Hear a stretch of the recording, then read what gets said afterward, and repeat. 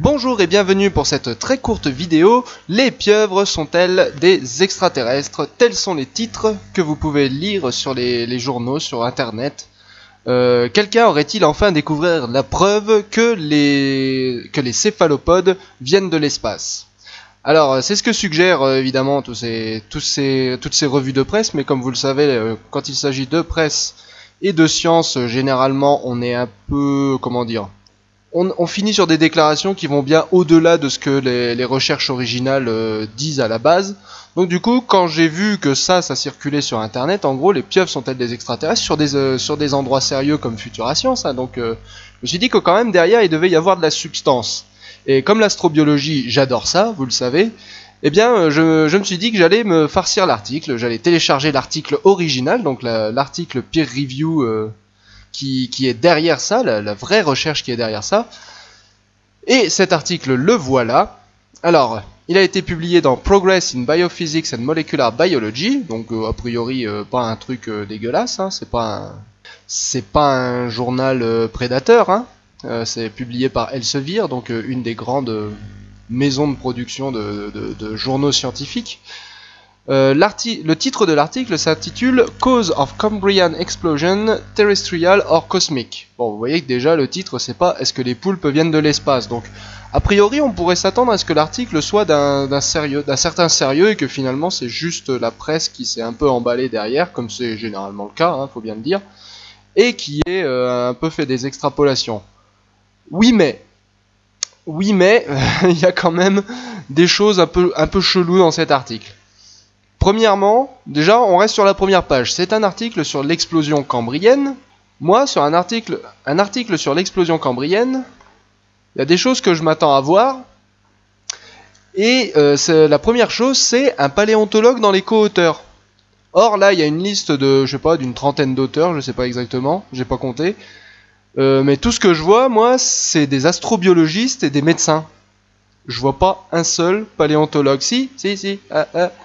Il y a un géologue. Petit D, un géologue, Rohana Chandrajit. Vous voyez, mais non, c'est pas une paléontologue, Rohana Chandrajit. D'ailleurs, où sont les grands noms? Parce que quand on balance des gros pavés du genre les poulpes viennent de l'espace, on s'attend quand même à ce qu'il y ait au moins un nom connu dans les co-auteurs. Là, il y en a pas du tout. Donc déjà là, moi je commence à déchanter. Quand je suis arrivé là à ce niveau-là de l'article, j'ai commencé à déchanter. On dit merde quand même, il n'y a pas un seul paléontologue dans les co-auteurs, il y a que des gens qui apparemment sont des médecins, des astrobiologistes. Comment je vais faire pour ça, comment ils font pour savoir ce que ça veut dire explosion cambrienne du coup? Bon, peut-être qu'ils ont bien lu leur littérature, peut-être qu'ils ont bien fait leur travail. Et puis après, on arrive à l'abstract. Bon bah l'abstract, on le lit vite fait mal fait, et puis on se rend compte que dans leur abstract, en fait, leur théorie. Donc c'est pas que les poulpes viennent de l'espace, c'est que on a des invertébrés un peu chelous sur Terre, comme les poulpes justement. Les poulpes qui sont très intelligents et qui ont un code génétique assez particulier, enfin qui ont une façon de gérer leur code génétique, leur génome qui est un peu particulière. Donc voilà, pour nous, ils nous semblent bizarres ces animaux.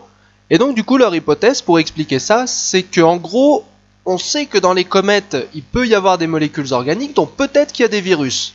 Si peut-être il y a des virus dans les comètes, peut-être que quand les comètes se crashent sur Terre, elles amènent des virus avec elles, et peut-être que ces virus ont infecté certains invertébrés, et peut-être que en infectant ces invertébrés, elles ont laissé des gènes qui les ont rendus bizarres. Et donc par exemple, qui ont rendu les poulpes intelligents.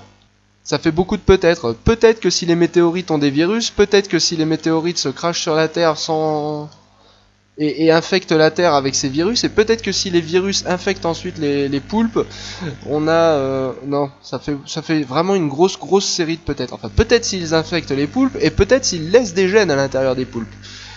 Donc ouais, ça fait une grosse série de peut-être.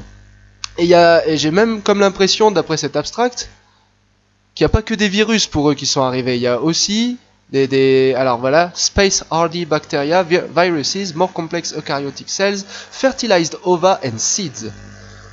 Donc là, ils font quand même l'hypothèse d'une assimilation non pas seulement par des virus, mais aussi par des bactéries, des œufs fertilisés, par qui je ne sais pas, et des graines. Donc là, ils font quand même l'hypothèse qu'il y a des formes de vie complexes dans l'espace qui ont inséminé la Terre. Ouais, là c'est gros là quand même. Là ça commence vraiment à devenir gros là. J'avais encore quelque espoir que ce soit sérieux en voyant le titre qui était beaucoup plus modeste que ce qu'en avait dit la presse, mais là on atteint un niveau assez violent. Mais bon, qu'à cela ne tienne, ne jugeons pas trop vite. Commençons l'article. Alors, il y a une intro, purpose of the article, but de l'article, mais avant il y a des citations. Alors ça c'est pas souvent qu'on fait des citations, généralement faut vraiment avoir quelque chose à dire quand on met des citations avant l'introduction. Mais là, pour le coup, leur première citation c'est « L'historien des sciences doit être tenté de dire que quand les paradigmes changent, le monde lui-même change. » Et attention, on ne se mouche pas du coude, ça vient d'un bouquin qui s'appelle « The Structure of Scientific Revolutions ». Le cœur des révolutions scientifiques, si on peut traduire ça de cette façon. Le cœur des révolutions scientifiques. Les mecs commencent par une citation qui vient d'un bouquin sur les révolutions scientifiques. Les mecs ont déjà la prétention de révolutionner la science avec leur série d'hypothèses là. Ça se mouche pas du coude, hein. Là il y a de la modestie dans l'air, et surtout je sens venir un petit complexe de Galilée. Un tout petit complexe de Galilée, tout petit. Hein, on sent déjà qu'ils on sent déjà qu'ils savent qu'ils vont être des scientifiques incompris, hein, qu'ils vont être des génies incompris. On a tous compris ça, mais personne va vouloir nous croire. Ouais, là ça commence à venir. Et là où ça devient formidable, c'est cette phrase. When presented with the uncanny survival attribute of tardigrades, a friend exclaimed, How on earth did they evolve? Mesdames et messieurs, nous venons d'atteindre le point tardigrade. Bravo. Bravo les gars. En même pas 5 lignes, je veux dire, en même pas 5 lignes, vous avez atteint le point tardigrade. Vous avez évoqué un truc qui est devenu une blague. Bon, je sais, c'est devenu une blague que sur le YouTube français, mais quand même. Donc ouais, les tardigrades, les tardigrades sont trop bizarres pour être terrestres. Cette phrase, elle veut dire, voilà, les tardigrades, ils survivent à des choses trop pas possibles. Comment ont-ils pu évoluer sur Terre? Alors j'ai pas encore lu tout le reste de l'article, parce qu'arrivé là, en fait, j'ai tapé un facepalm tellement énorme que je me suis arrêté. Et j'ai pas pu aller plus loin. Déjà, j'ai tapé un fou rire et un facepalm, c'est un fou rire palme, je sais pas, il faudrait inventer un mot pour ça, le fou rire palme. C'est un article qui est très long, hein, 21 pages, donc je vais le lire, promis. Je vais essayer de voir où ils veulent en venir, ça c'est beau ça. Cette image là elle est belle, je sens qu'on va... Poulpe plus virus égale super poulpe. Ça fait limite scénario de comics quoi.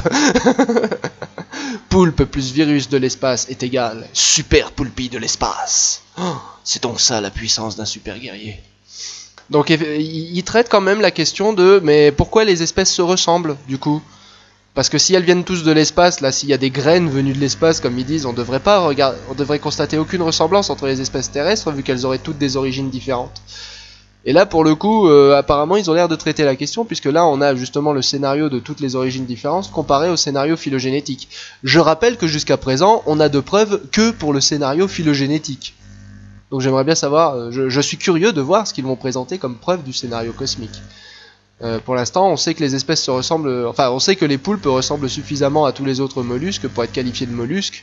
Ils sont juste un poil plus intelligents que la moyenne, bon tant mieux. Le fameux tardigrade, donc voilà, ça va être un long article, je vais le lire. S'il y a franchement plus à dire que ce que je viens d'en dire là, bah tant mieux et je ferai peut-être une vidéo pour en parler. Personnellement, j'ai pas de grosses attentes là.